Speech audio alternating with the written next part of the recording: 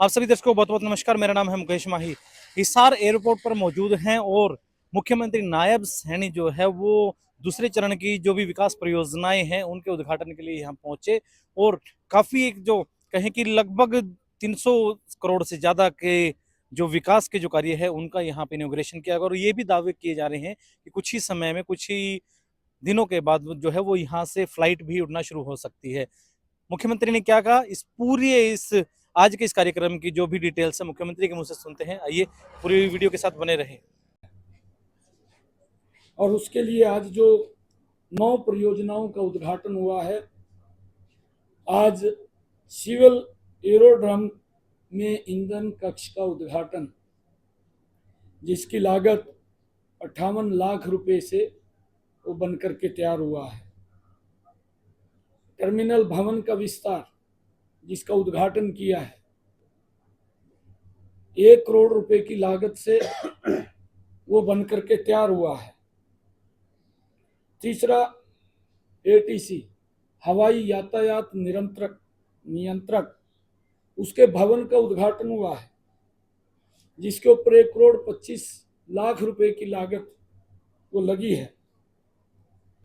प्रीति मार्ग, जो इमरजेंसी के अंदर जो मार्ग है और इसके ऊपर जो प्रकाश की व्यवस्था है, जो लाइटिंग लगी है, उसका उद्घाटन हुआ है। लगभग 14 करोड़ रुपए की लागत से आज इसका उद्घाटन हुआ है, जिसकी लंबाई लगभग 14 किलोमीटर है।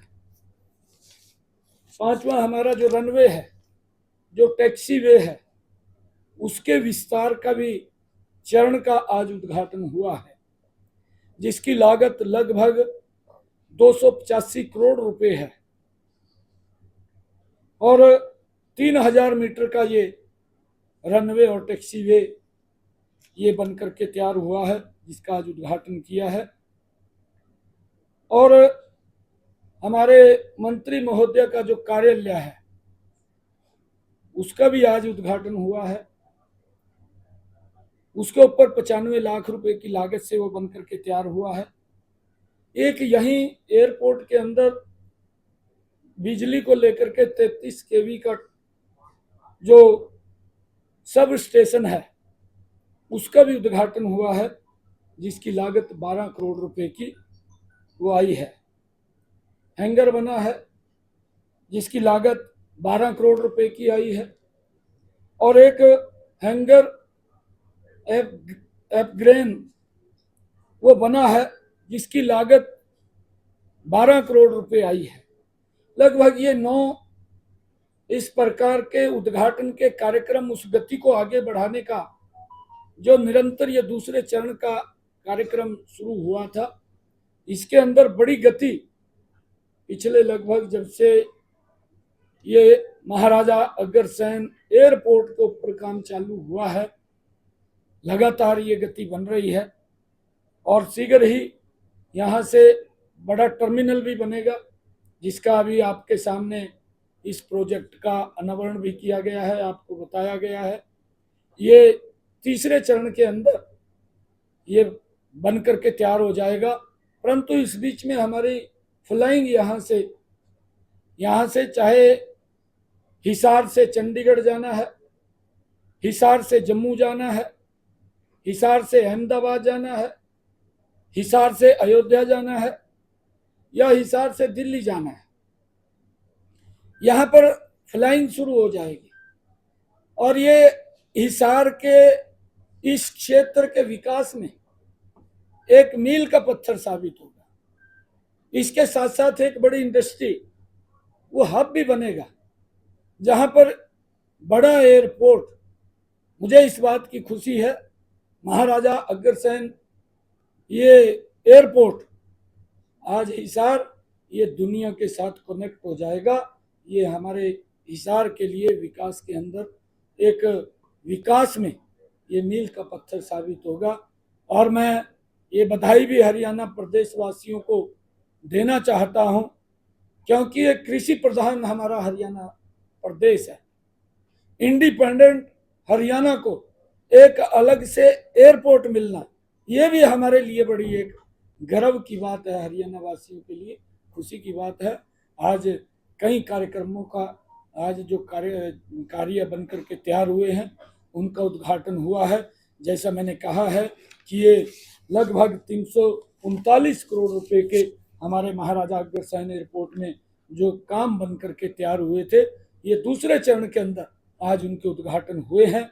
और उसके साथ साथ हमारे हिसार के विकास कार्यों को गति देने के लिए आज 28/9 इसमें जोड़ करके 28 कुल प्रोजेक्ट हमने हिसार के विकास कार्यों के शिलान्यास और उद्घाटन किए, जिनकी लागत लगभग 544 करोड़ 15,000 रुपये, 544 करोड़ रुपए की लागत से, चाहे 15 लाख उसके अंदर चाहे सड़कों के निर्माण की बात है, चाहे उसमें पब्लिक हेल्थ के जो ट्यूबवेल या अन्य कोई पाइपलाइन की बात है, और चाहे एयरपोर्ट के अंदर हमारे 9 कार्यों के उद्घाटन की बात है। आज 544 करोड़ रुपए के विकास कार्यों का शिलान्यास और उद्घाटन ये हिसार के अंदर हुआ है। मैं इसके लिए पूरे हिसार वासियों को बहुत बहुत बधाई और शुभकामनाएं देता हूं। सीएम साहब, प्रदेश में पानी की किल्लत है और तीसरी का ये कहना है कि जो हरियाणा है दिल्ली को पानी नहीं दे रहा है। उन्होंने आंकड़ों के साथ प्रस्तुत किया, वो कह रहे धरने पे बैठेगी। नहीं, देखिए, हमारे प्रदेश के अंदर जो आपने कहा है पानी की, क्योंकि पंजाब ने हमारा पानी रोक रखा है, तो बिल्कुल आपने ठीक कहा है, क्योंकि उस पानी को पंजाब अगर हमें देता है तो हमारे किसान की जो भूमि जो प्यासी है और वो उस किसान के खेत के अंदर वो पानी चला जाएगा। परंतु जिस प्रकार का आरोप दिल्ली सरकार लगा रही है वो अनर्गल अनर्थक वो आरोप हैं, वो ऐसे आरोप नहीं लगाने चाहिए। पिछले वर्ष भी शायद अतीसी को ये मालूम होगा कि उन्होंने कोर्ट में जाकर के भी एप्लीकेशन दिया था कि हरियाणा हमें पानी नहीं दे रहा है, परंतु जो पानी डिस्ट्रीब्यूशन का कार्य था, जितना उन्होंने कोर्ट ने भी तय किया था कि इतना पानी दिल्ली को चाहिए, उस पानी का स्वया करके हरियाणा दे रहा है। क्योंकि दिल्ली के लोग, हम सब, कोई व्यक्ति प्यासा न रहे, हमारी ये संस्कृति के अंदर है, पीने का पानी है। परंतु दिल्ली के जो मंत्री है हमारे, आज जो सिंचाई मंत्री हैं डॉक्टर अभय सिंह यादव जी, शायद उन्होंने कोई प्रेस कॉन्फ्रेंस दिल्ली के अंदर करके उसका जवाब दिया होगा। मैं उसके अंदर ज़्यादा नहीं जाना चाहता, क्योंकि उन्होंने जवाब दिया है। मैं ये कहना चाहता हूँ कि उन्होंने अपनी व्यवस्था का वो ठीक नहीं की, वो कहीं ना कहीं अपनी व्यवस्था को ठीक करते लोगों के जो समस्याएं आने वाले समय के अंदर उनको दिखाई दे रही थी, उसके ऊपर ध्यान करना चाहिए था, ना कि कोई भ्रष्टाचार के ऊपर। मैं इस बात के अंदर नहीं जाना चाहता, परंतु वहाँ की सरकार वो लोगों के सुविधा देने में नाकाम रही है। उसने अपनी तरफ देखना चाहिए कि पानी का डिस्ट्रीब्यूशन कैसे होना चाहिए। अगर पानी की कमी कहीं उसको नजर आती है तो ये व्यक्ति को आज दिखाई नहीं देता। इसके लिए प्लानिंग तो सरकारें 20 साल पहले, 30 साल पहले कि क्या समस्या आने वाली है उसको लेकर के अपनी प्लानिंग तैयार करते हैं, परंतु वो शायद उस प्लानिंग को वो तैयार नहीं कर पाए। वो खाली लोगों के साथ वायदे तो करते रहे, परंतु उन वादों के ऊपर खरा नहीं उतरे। और जो वो आरोप लगा रहे हैं वो अनर्गल आरोप हैं, वो ऐसे आरोप नहीं लगाने चाहिए। मैं उनका खंडन करता हूँ। आदरणीय हमारे आज सिंचाई मंत्री हैं दिल्ली के अंदर, उन्होंने पूरे डिटेल के अंदर इस विषय के ऊपर बात की है। मैं इसके ऊपर डिटेल में नहीं जाना चाहता।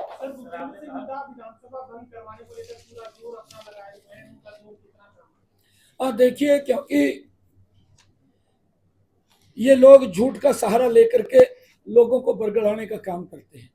आज इतना बड़ा ये प्रोजेक्ट का हमने यहाँ पर हिसार के लोगों को आज समर्पित किया है। मैं आपसे आग्रह करूंगा कि और ध्यान दूसरी तरफ ना भटकाएं। तो ये, क्योंकि हमारी खबर है, बड़ी खबर है, यहाँ की ये दब जाएगी। परंतु आपने ये क्वेश्चन जो पूछा है, मैं इसका जवाब अवश्य आपको दूंगा। क्योंकि ये लोग ये झूठ का सहारा लेते हैं और झूठ बोल करके लोगों को बरगलाने का काम करते हैं। ये वहां पर गए हैं आदरणीय महामहिम राज्यपाल महोदय सभी व्यक्तियों को, सभी दलों को, हर व्यक्ति को प्रदेश के, क्योंकि हमारे प्रथम नागरिक हैं, जाने का अधिकार है। परंतु मैं भूपेंद्र सिंह हुड्डा को ये बात भी कहना चाहूंगा कि वो अपने पूरे विधायकों को भी साथ लेकर के जाते। 12 तारीख को वो विधानसभा के अंदर मौजूद थे, उनके सामने ही हमने विश्वास मत हासिल किया है। ये आज नहीं, ये इनकी, मैंने कहा है कि इनकी एक सोच इस प्रकार की बनी हुई है कि जब भी सेशन आता है उस सेशन के अंदर ये लोग एप्लीकेशन लगा देते हैं कि सरकार अल्पमत में है। सरकार कोई अल्पमत में नहीं है, उसके पास ही स्वयं कांग्रेस ही अल्पमत में है। आप देख रहे हैं उनके विधायक वो छोड़ छोड़ करके पार्टी जा रहे हैं। और अभी आदरणीय किरण चौधरी जी, जिनको कांग्रेस को भी मजबूत करने के लिए उन्होंने, पूरे परिवार ने अपना पूरा जीवन लगाया, परंतु एक परिवार को, अपने बेटे को ही आगे बढ़ाने के लिए उन्होंने इतने बड़े नेताओं की बलि दे दी। और भी बहुत सारे ऐसे नेता हैं कि जो अंदर अंदर घुटे हुए हैं, और आने वाले समय के अंदर ये बड़ा एक विस्फोट कांग्रेस के अंदर होने वाला है। और जो जिस प्रकार की इनकी सोच है, ये तो ये सोचते हैं कि जल्दी ही, जिस प्रकार से कांग्रेस राहुल गांधी साहब को प्रोजेक्ट करने पे लगी हुई है, और आज आप देखते भी हैं कांग्रेस के हालात। मैं आपको बताना चाहता हूँ, तीसरा प्लान नरेंद्र मोदी जी बिना रुके उन्होंने देश के अंदर प्रधान सेवक के रूप में शपथ लिया। कांग्रेस तीसरे वर्ष के अंदर भी 3 डिजिट क्रॉस नहीं कर पाई, आज भी 2 डिजिट के अंदर खड़ी है। और ये इस प्रकार का वातावरण खड़ा कर रहे हैं कि भाई हम जीत गए। अरे आपने 3 डिजिट भी क्रॉस नहीं किया, आप जीतने की बात कर रहे हैं। और हरियाणा के अंदर भी ये खुश होने की जरूरत नहीं है भूपेंद्र हुड्डा को। 10 वर्षों में कांग्रेस को ये खुश होने की जरूरत नहीं है। 10 वर्षों के बाद भी हमारी सरकार ने हरियाणा के अंदर भी कांग्रेस से ज्यादा वोट लिया है, कांग्रेस से ज्यादा लिया है, कांग्रेस से ज्यादा सीटें हमारी हैं। हमारी 44 सीटें आई हैं, कांग्रेस 45 सीटें, कांग्रेस की 42 सीटें हैं। ये इस बात को भी हमने देखना चाहिए। परंतु किस प्रकार का वातावरण, अभी तीसरी बार भी हरियाणा के अंदर जो हम नरेंद्र मोदी जी के नेतृत्व में हरियाणा को मजबूती से आगे बढ़ा रहे हैं, गरीब व्यक्ति की अपेक्षाओं के ऊपर खरा हमारी सरकार उतर रही है। आज बिना पर्ची, बिना खर्ची के युवाओं को रोजगार दिया जा रहा है, और उनसे ज्यादा दिया है। उनका 10 वर्ष का शासन, किसी भी एंगल से आप जागरूक पत्रकार हैं, मैं आप लोगों से भी आग्रह करूंगा कि उनके 10 वर्ष के कार्यकाल को आप बाइफरकेट करके हुड्डा साहब को या कांग्रेस के किसी नेता को पूछना चाहिए। हमारे कार्यकाल को भी 9.5 वर्ष के कि हमने क्या काम किए हैं, उसको ध्यान में रखते हुए कि उन्होंने ये काम किया है, उनको बताना चाहिए आपने क्या किया है। मुख्यमंत्री की जो भी बातें हैं आपने डिटेल से सुनी, और किस प्रकार जो है वो लगातार और भी अन्य जो विकास जो योजनाएं हैं उनके बारे में जो जानकारी दे रहे थे। आप क्या मानते हैं कि भारतीय जनता पार्टी कितना आम आदमी की और जो जरूरतमंद लोग हैं उनके लिए कार्य कर रही है? कमेंट के माध्यम से जरूर बताएं। मेरा नाम है मुकेश माही, सिटी फर्स्ट न्यूज आप देख रहे थे। मेरे कैमरामैन सहयोगी जतिन के साथ। नमस्कार, जय हिंद, जय भारत।